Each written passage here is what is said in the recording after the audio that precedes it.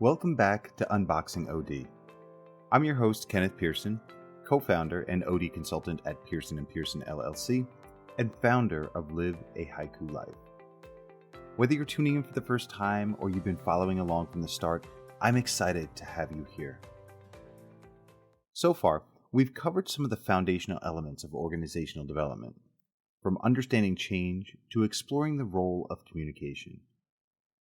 In this episode, we're diving into a question that's not only critical to the field, but also comes with its fair share of confusion. What does an organizational development practitioner actually do?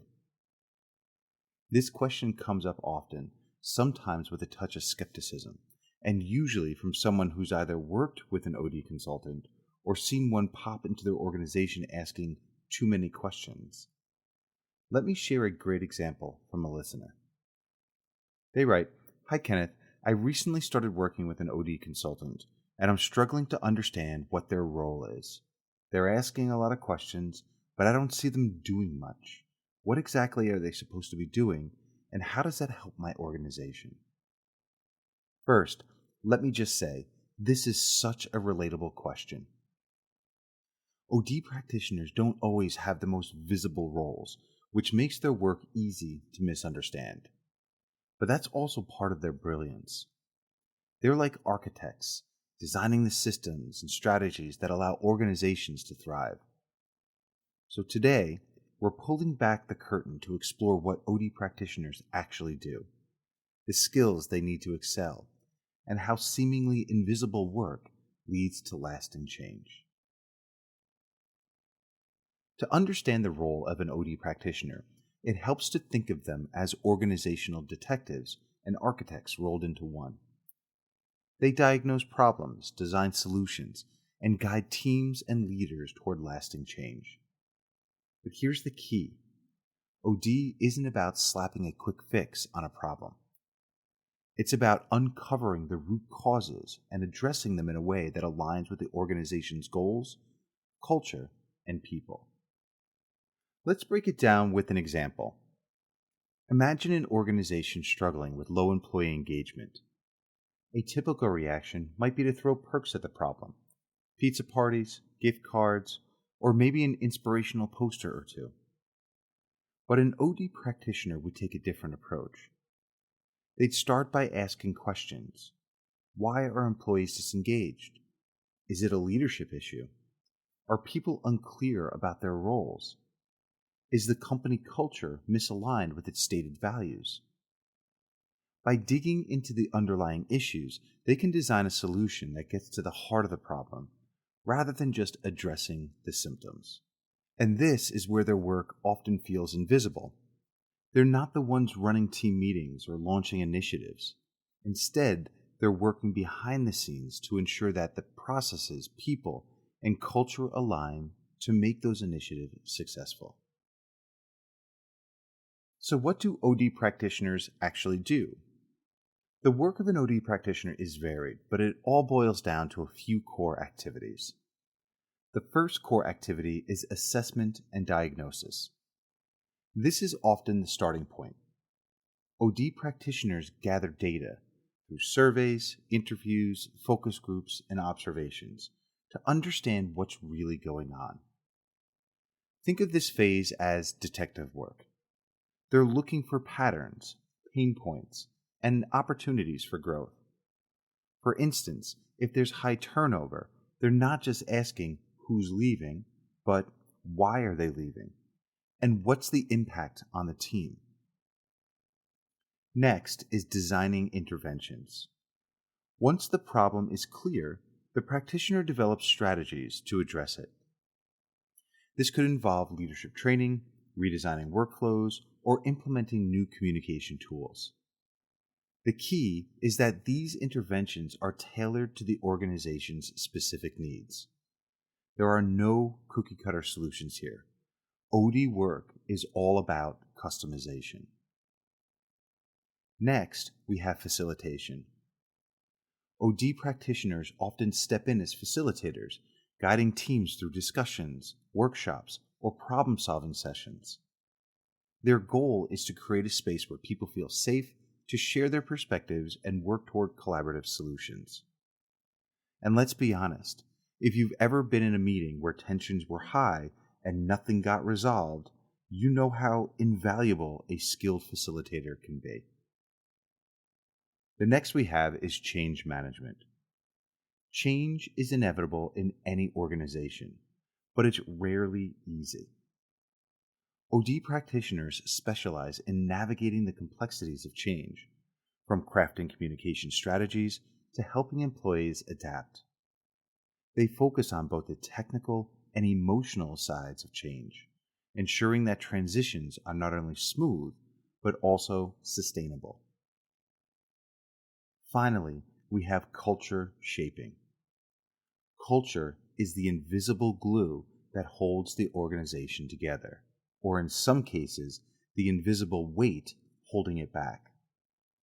OD practitioners work to align culture with the organization's goals and values. This might involve redefining core values, addressing toxic behaviors, or fostering inclusivity and collaboration. Let's address the elephant in the room. Why does OD work sometimes seem invisible? The short answer is that much of it happens behind the scenes.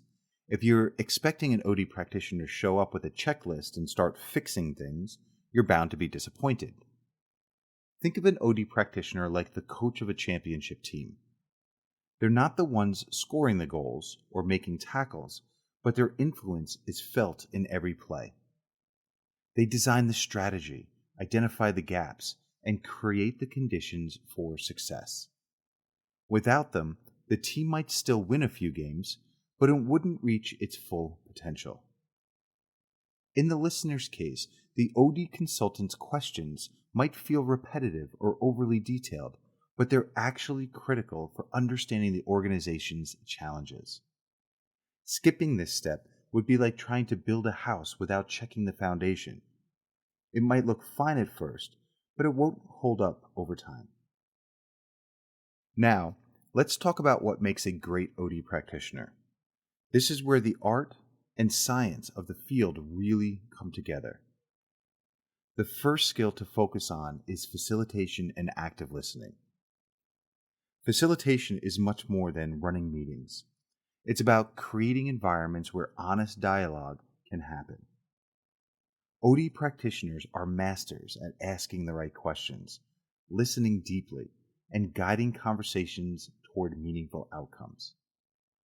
Active listening, in particular, is a superpower in this role. It's about tuning in not just to what's being said, but to what's not being said, the subtext, the emotions, the underlying concerns. The next skill is strategic thinking. OD practitioners are big picture thinkers. They're always connecting the dots between an organization's goals, processes, and people. For example, if an organization is struggling to innovate, the practitioner doesn't just look at R&D. They examine how leadership, culture, and team dynamics might be affecting creativity. Next, we have change management expertise. Change isn't just a process, it's an emotional experience.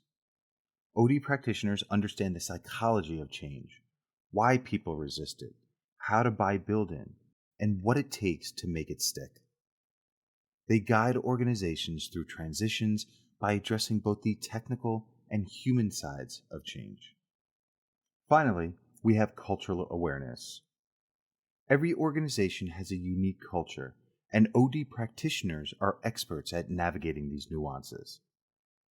They know how to work within an organization's cultural context to drive positive change.